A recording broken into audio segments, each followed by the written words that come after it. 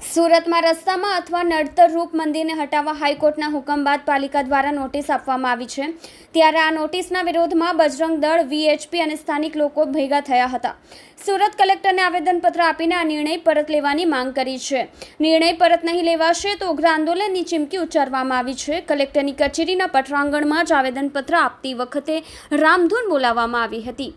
બજરંગ દળના પ્રમુખ કમલેશ ક્યાળાએ કહ્યું કે જમ્મુ કાશ્મીરની અંદર શ્રદ્ધાળુઓની બસ પર થયેલા હુમલાનો વિરોધ કરવામાં આવ્યો છે। સાથે જ સુરત પાલિકાની હદમાં આવતા પૌરાણિક મંદિરોને હટાવવાની નોટિસ આપવામાં આવી છે। ત્યારે અમે તેનો વિરોધ કરીએ છીએ। મજારો હટશે પછી જ મંદિરો હટશે એવી અમારી માંગ છે। મંદિરના ટ્રસ્ટીઓને પણ બોલાવ્યા છે। આગામી સમયમાં અમે જલદ કાર્યક્રમ આપીએ છીએ। સરકાર ગમે તે હોય, અમે હંમેશા હિન્દુઓની સાથે જ છીએ। મહંતે કહ્યું કે પાલિકા કમિશનર દ્વારા નોટિસ આપવામાં આવી છે। રસ્તાની આડમાં મંદિરો તોડવાની નોટિસ આપવામાં આવી છે। મંદિરને તોડવા કરતાં વૈકલ્પિક વ્યવસ્થા કરવી જોઈએ। હિન્દુઓની આસ્થા મંદિર સાથે જોડાયેલી છે, ત્યારે આ રીતે મંદિર તોડવાની વાતથી આસ્થાનો ભંગ થાય છે। સરકાર હિન્દુ હિતની વાત કરીને વોટ માંગે છે, બીજી તરફ મંદિર તોડવાની વાત કરે છે। આ બેધારી નીતિ વિરોધાભાસી છે, જેને પ્રજા ધ્યાનમાં જરૂરથી લેશે। કમલેશભાઈ ક્યાડા, દક્ષિણ ગુજરાત પ્રાંત બજરંગ દળ પ્રમુખ। કમલેશભાઈ, શું રજૂઆત એને આવ્યા છે?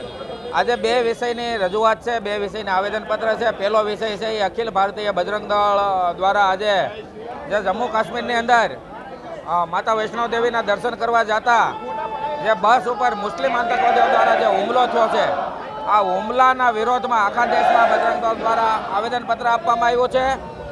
અને બીજો વિષય છે સુરત મ્યુનિસિપાલિટી કમિશનર દ્વારા સુરતની અંદર 11 થી 12 જેટલા પૌરાણિક મંદિરો છે જે 150, 200, 100 વર્ષ જૂના છે અને તોડી પાડવાની નોટિસ આપવામાં આવી છે। તો આ મંદિરો ન તૂટે એના માટે અમે એક આવેદનપત્ર માટે આપીએ।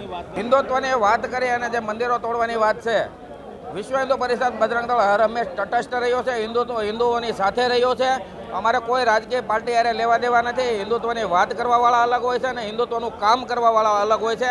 લોકોને ખબર જ હોય છે, એટલે અમુક વખતે હિન્દુત્વની બાબતમાં ભારતીય જનતા પાર્ટીને પરિષદ સપોર્ટ આપતું હોય છે, પણ આવી કોઈ પણ બાબતમાં વિશ્વ હિન્દુ પરિષદ બજરંગ દળ મંદિર તૂટે એ બાબતમાં કોઈ પણ સરકારમાં સહન કરશે નહીં। વર્ષો જૂના મંદિરો છે, તોડવામાં આવશે, આગળ કઈ પ્રકારની કાર્યવાહી કરવામાં આવશે, રણનીતિ રહેશે તમારી? આગળ પણ મીડિયા અને પોલીસ કર્મીઓને પણ ખબર છે, વિશ્વ હિન્દુ પરિષદ બજરંગ દળ જ્યારે આક્રમકતાથી કામ લે છે ત્યારે જેલ જવા સુધીની તમામ તૈયારીઓ હારેના અમારા કાર્યકર્તા છે, એ સૈનિક છે, સિંહ છે, એટલે જેલ જવા પણ તૈયાર થશે, પણ મંદિર કોઈ પણ પ્રકારે તૂટવા નહીં દે।